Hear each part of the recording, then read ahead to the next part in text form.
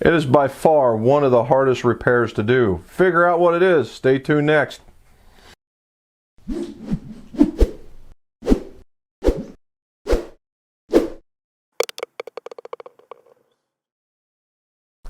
Welcome to Tools of the Trade Tuesday at the McGolf shop. And if you like what we're getting ready to do, please like the video down below and subscribe so you can see more of these. What we're going to do is pull a broken shaft. Now, this isn't any shaft, just any old shaft. This is a shaft with a weight in it. That's what makes it terrible, okay? But I'm going to show you a kind of a shortcut or an easier way to do these things without having to drill them out. So, tools of the trade. One, we're going to be using heat, so we want to use gloves. Okay, we are also going to be using an awl. All right, that was not too bad. We're going to be using an awl. We're also going to be using the butane torch, and we're going to be using an easy out. Okay, and there's different varieties of easy outs, and we'll talk about that when we get to it. So, let's get to what it is. TaylorMade, old TaylorMade oversized. It's an iron. Typically this one is a parallel tip, and you look, it's got all kinds of mud jacked up in there, plus the weight, plus the shaft. So what do we got to do? Well, we got to get this crap out of here first in order to see what we're really going to do. So I'm gonna heat it up just a little bit. I'm going to use the awl to dig around out of this thing in order to see what we've got, and then I'm going to explain to you what we're really going to do from there. Alrighty, so what we've got to do here is we've got to apply some heat, and we're going to use the butane torch to make that happen. Log it down. And another tip here is, you see how I tried just, not this far away, not that far away, but right at the tip, that's where it's at its hottest. Always keeping it moving, and then in different areas to help heat it up evenly. Okay, we're going to help heat it up evenly.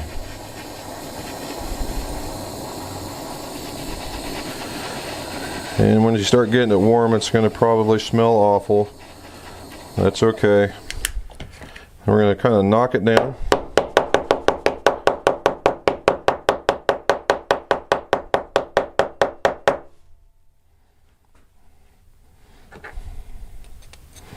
And if you see, just by knocking it, I've already got some out. I'm going to use the awl to scratch some out of there.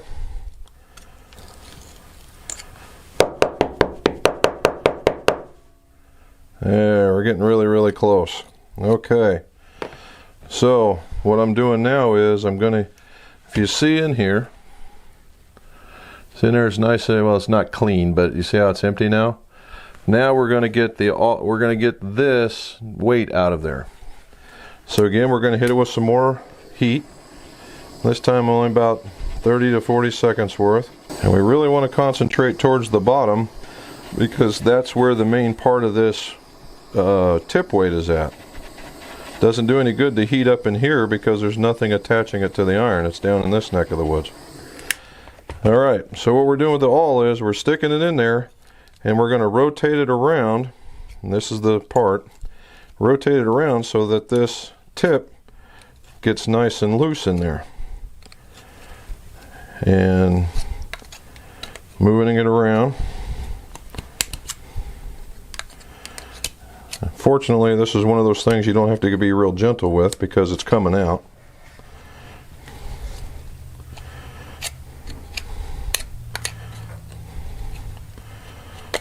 Just whatever you can do to get it moving around in there, just to loosen it up some.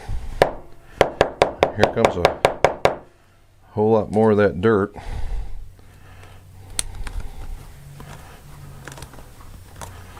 There we go. Now we're working it over.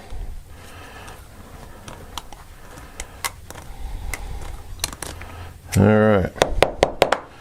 Now a little bit more heat. And then we're going to swirl it around again.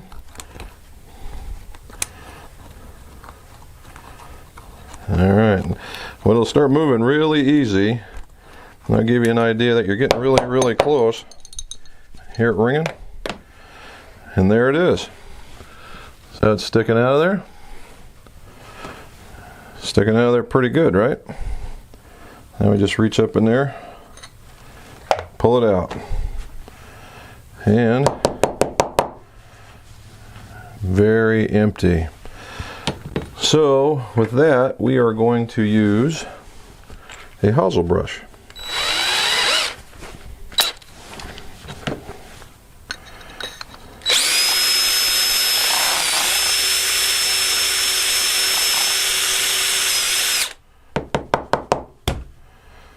And the funny part is, there's no shaft in there, like they said there was.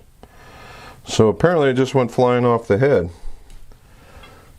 Although, when you look at that, you think, well, maybe something did break off. So we're going to look at it a little deeper. Personally, I don't see anything in there. So we just removed the tip weight instead of having to do a shaft. So now we're just going to glue it back together. We ended up not having to pull a shaft, but we ended up pulling a tip weight, and you got to see that because it was just full of crud. But now we've come into something that most club makers of this era will not see, and I want to make sure that you see it going forward. So, see that? All right, this is my hand. See how it's not even that long? It's not even an inch. All right, rule number one. If you're going to make a set of clubs, you need to insert this thing no less than 1.25 inches. All right, the glue, the epoxy, has to have some spot to bond. All right, has to be able to bond. And when you don't give it enough surface area and the iron takes a lot of stress, you're just asking to have it come off. And what this is probably somebody that just put it on there, and it's as far as they thought. Maybe it went in there and that was the end of it. I don't know. So the difference here is,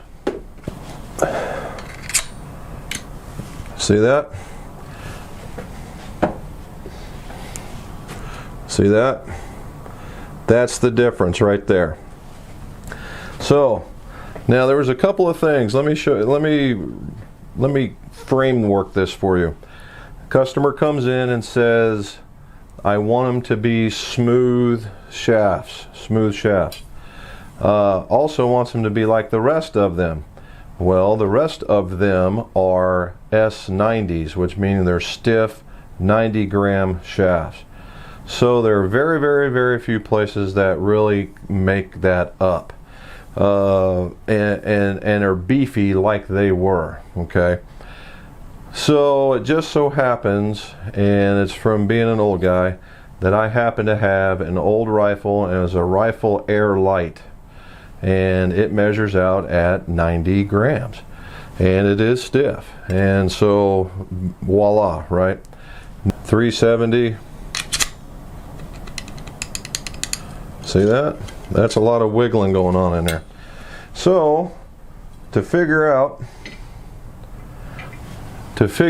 what it is that we're going to use, I have my tip and shaft and hosel gauge, and I go through here, and here is 355. That's even worse, right? Here is 370. All right, that's bad. And here's 400. Nothing. So this is a 400. All right. They don't make this anymore, right? They don't make that shaft anymore. So what are you going to do to fix it? There's the next part of this tools of the trade. Yep, club maker's friend. An adapter. And I'm a big fan of the bronze adapters. All right, just so happens there's a 350 to 400. So if you take up the different sizes, this ought to go in there perfectly. So I've already done the flowing on it. See my line? I don't know if you can or not. There's a, oh, there it is. There's already done the flowing. We've done all that part of it. It's on another video, and we're going to expand on that anyway going forward. I really want to concentrate on How do you get from something small to something big?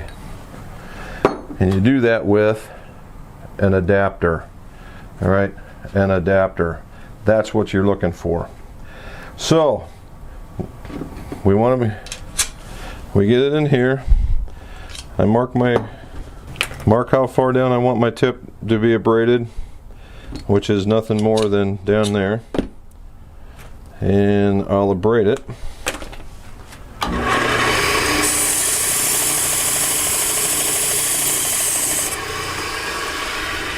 And then we mix the glue.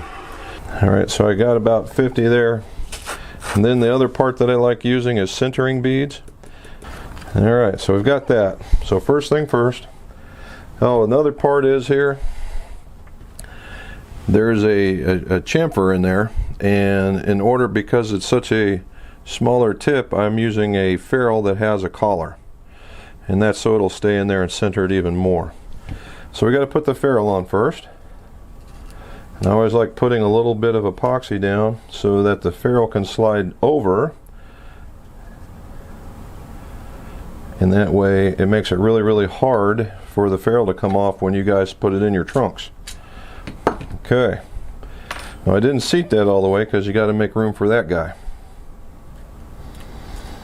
So a nice good layer of glue underneath, and the reason why, now this is going to be kind of globby is the most technical way of saying it, because we want to make sure all the surfaces of this adapter are coated.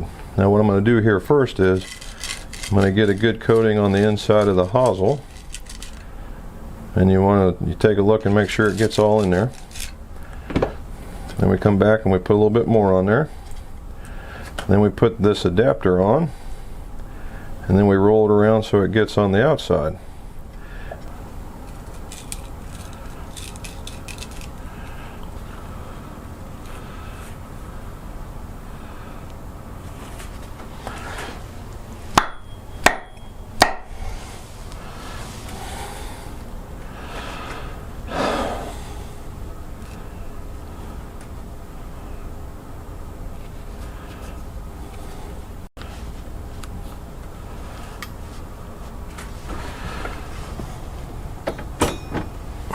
So what I had to do is I had to use a slightly smaller tip or adapter so it would get in there. Apparently I have my 400s not labeled correctly, or the 400's a little bit bigger than what it says. It might be 410.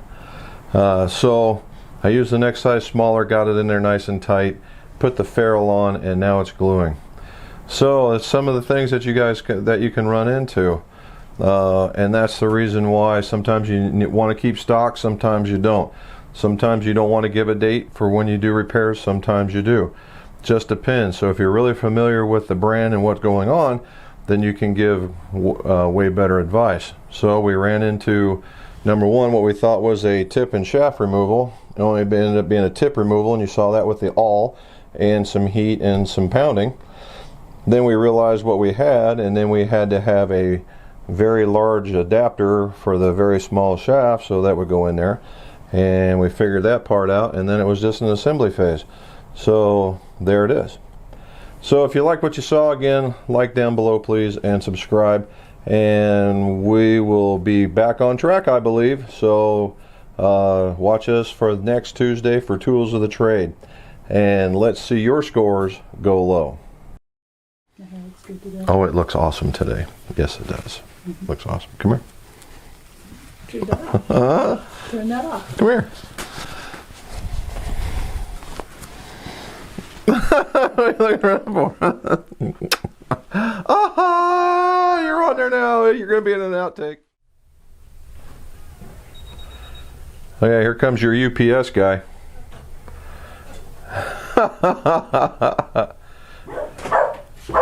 Hush! Look at that. I can't even get started without it all happening.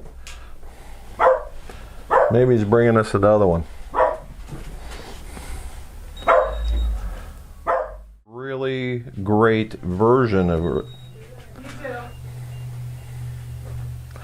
Again, this is like a theme. I'm going to put the TTT at the end of every single one of my videos. And I should. Go paint.